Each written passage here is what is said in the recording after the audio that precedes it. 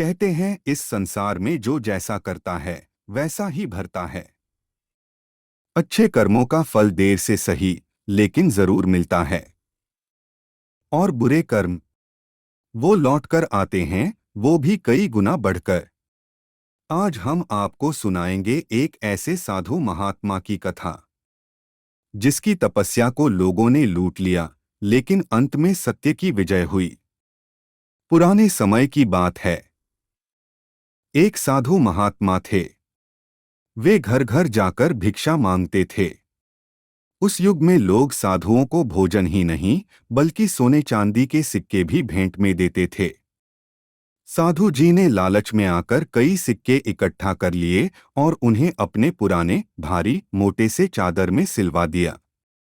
वही चादर उनके पास हमेशा रहती थी।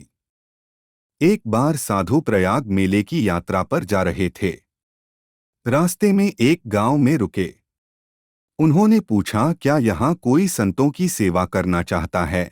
गांव वालों ने उन्हें एक दंपति के घर भेजा। उस दंपति ने साधु जी की खूब सेवा की, स्वादिष्ट भोजन कराया और आराम से सुला दिया। रात के अंधेरे में दंपति ने देखा कि साधु की चादर कितनी भारी है। जब उन्होंने चादर को खोला तो उसमें सोने के ढेर सारे सिक्के पाए। लालच ने उन्हें अंधा कर दिया। उन्होंने सारे सिक्के निकाल लिए और उनकी जगह पत्थर भर दिए।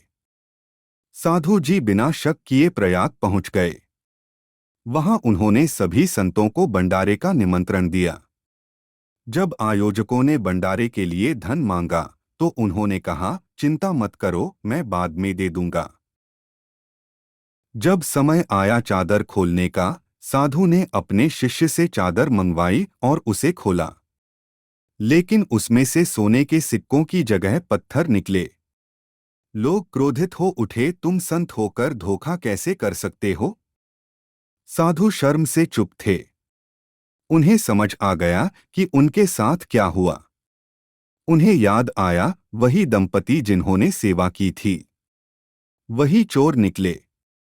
इस अपमान और दुख से टूटकर साधु ने प्रयाग में ही अपने प्राण त्याग दिए। मरते समय उन्होंने कहा, इस संसार में हर बुरा कर्म लौट कर आता है, तुम भुगतोगे। कुछ समय बाद उसी दंपति के घर एक पुत्र जन्मा।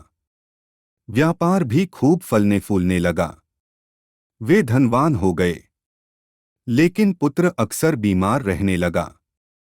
उसे ठीक कराने में सारा धन खर्च हो गया। एक दिन पुत्र ने अपनी अंतिम इच्छा बताई, मुझे प्रयाग जाकर सभी साधुओं को भोजन कराना है। माँ ने कहा, हमारे पास अब कुछ नहीं बचा बेटा। पुत्र बोला, इस घर को बेच दो, यह मेरा ही तो है। घर बेचकर उन्होंने प्रयाग में भंडारा करवाया। भोजन के बाद पुत्र बोला, माँ, जो धन तुमने चुराया था वह साधु का धन था। उसी से यह वैभव बना, जो अब खत्म हो चुका है। मैं वही साधु हूँ। मेरा अंत समय आ गया है। इतना कहकर पुत्र ने वहीं अपने प्राण त्याग दिए। माँ बिलख उठी, ये संसार एक तराजू है। हर कर्म का हिसाब यहीं होता है। इसलिए कभी किसी का धन, विश्वास या सम्मान मत चुराओ। अच्छा कर्म करो, वही साथ जाएगा। क्योंकि जो जैसा करता है वैसा ही भरता है। अगर आपको यह कहानी अच्छी लगी तो कृपया लाइक करें, शेयर करें और चैनल को सब्सक्राइब करना न भूलें। ऐसी और नैतिक कहानियों के लिए जुड़े रहें। जय हिंद।